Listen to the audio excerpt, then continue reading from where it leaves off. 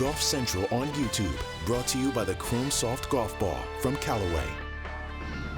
Hello, I'm Anna Jackson, and this is your Golf Central update. Well, weather played a huge factor in the second round of the Chevron Championship at the club at Carlton Woods, but world number 2, Nelly Korda, keeping herself right up in contention heading into the weekend. Second round, 2 under 70, followed up that opening round, 68, that puts her in nice position. Still remains to play the par 5s very well, part of the secret to her success so far. So let's hear from the world number 2.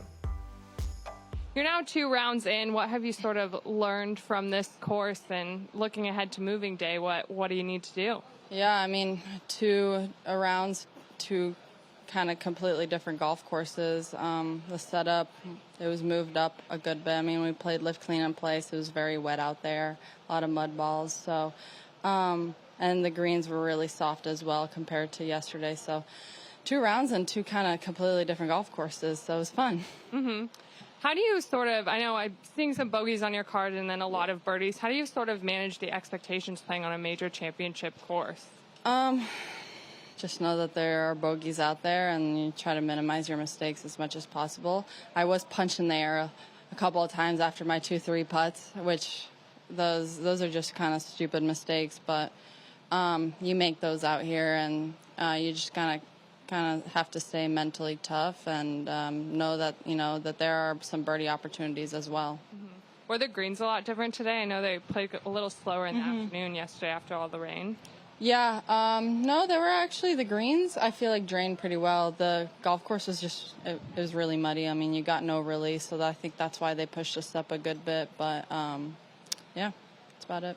All right, opening up to Beth Ann. I was just curious what the turnaround was like last night. You didn't Quick. have a whole lot of time. Yeah, I went straight to Cava, got myself a bowl, and got some treatment and went to sleep.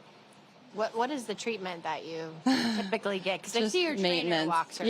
Yeah, just maintenance, more of like flushes, making sure that my body's in one piece, which doesn't happen very often. Yeah, it is. It's in one piece. Yes. Hi, Nelly. Yes. I hope you're enjoying your time in Houston. My question for you is, I know mindset is super important when playing golf. What do you think is the biggest difference between the mindset of an Olympic gold medalist compared to an amateur golfer? I don't know. I mean, I feel like I have more reps. I've been doing this longer, and I guess playing under pressure helps. I mean, I've always said that even though, you don't come out on top, even if you're in contention and you're in the final group, I think you learn a lot from it. And the more you put yourself into that position, the more you learn to handle the nerves a lot better. So I think just playing more golf and more competitive golf at a higher stage, I guess. Okay. And adversity is very normal, especially on a golf course. How do you overcome that, especially when you're going through maybe a bad drought for a day? I mean, I feel like through every round, I feel like everyone kind of experiences a little bit. So I just tell myself that there's more holes out there to play, and hopefully I get a birdie chance and capitalize on it. I mean, you try to stay as positive as you can. My caddy's very, very positive. Sometimes it annoys me how positive he is. But having a teammate like that helps a lot. And over on the PGA Tour, the Zurich Classic of New Orleans, the only official team event of the season, a mixture of best ball and alternate shot formats. And today, Xander Schauffele and Patrick Cantlay, this formidable duo, setting a low foursomes record through 18 holes. We'll get to that in just a moment. 9 under 63. Let's hear from the pairing after their round. How did you guys handle the round yesterday, and what did you talk about afterwards? We need to play better. We needed to be aggressive here in alternate shot, which is a little dangerous, especially if it gets windy. So fortunately this morning we took advantage of really calm conditions and then played some of our better golf when the wind picked up a little bit. So it was just necessary. Listening to you guys talk earlier, Xander was kind of taking some of the blame for yesterday. What did he do well today for you, Patrick?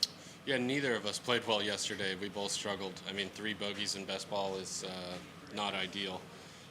Today, Xander putted great and hit a lot of nice, really wedge shots and like pitches. So left me three feet and in a couple times, and made a bunch of mid-range 15, 20 footers, which is exactly what you need to do to shoot, 9 under par. Certainly, you guys play a lot of golf together competitively for fun. What clicks mentally between the two of you to go play so well at a President's Cup, play so well at this event? I know obviously your games go well together, but is there anything from the mental side that really connects? I think it's just Xander's really good, and I can play well too. So when we get two guys together that are really good, and I think it helps that we're friends. But when you get two world-class players playing together, and we both have a day where we're on like today, we can, post a low one. How did you guys handle the delay today? What did you do during the break to try and stay focused? Yeah, just hung out with the other 200 people in the clubhouse. Yeah. And when you got back, how did you feel the course played? Similar, a little softer. We had such a small sample. Pat hit a drive, I hit a wedge and a mid-iron, and he hit a putt, 2 putts. So we didn't really get a huge taste of what it was like coming back out. Is the rain break the only thing that really slowed you guys down today? I mean, we talked about it. It was rain, it's an extra variable, but we were flowing pretty good leading into that break. So who knows what would happen. To think that your front 9 was better than all 18 in best ball. What do you make of that? That would seem to be unusual in a tournament like this, but how do you explain that? Yeah, I mean, Pat said it. We played really well, and I think the big part today was probably his. I put him in a bad spot on 15 in the bunker, and then I hit it on the. He had to hack it out sideways, and then he made like a 20-footer for par, which is pretty sneaky to keep our momentum going, and kind of led into a birdie on the next. For the most part, it was relatively stress-free. Besides that one, I'd say. Would you take us through 18, just the club and the approach shot? Yeah, Pat sent a drive down there, right down the center. Left me 256 yards and hit a hybrid up on the green, and he didn't need any help reading the putt, so he just knocked it right in. Yeah, can you talk about your shot, approach shot on 80, and then Patrick's follow-up, that dicey chip on the side of the green right off? Yeah, it's funny. I mean, most guys get really scared. I actually feel really good when he's got a wedge in his hand anywhere near the green, so I wasn't really sweating it at all. I just knew I wanted to put him on the green to have a birdie look, but with ball in hand and how good he is with his wedge, I wouldn't have been surprised if he knocked it in, and he hit it to here, a tap in for like the 3rd or 4th time today, which is nice for a partner.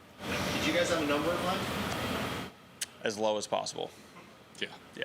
Last question. 59 last year record, 29 under record. This now record. Any other records you guys plan on breaking? We'd like to get that 59 again in best ball. We're going to try.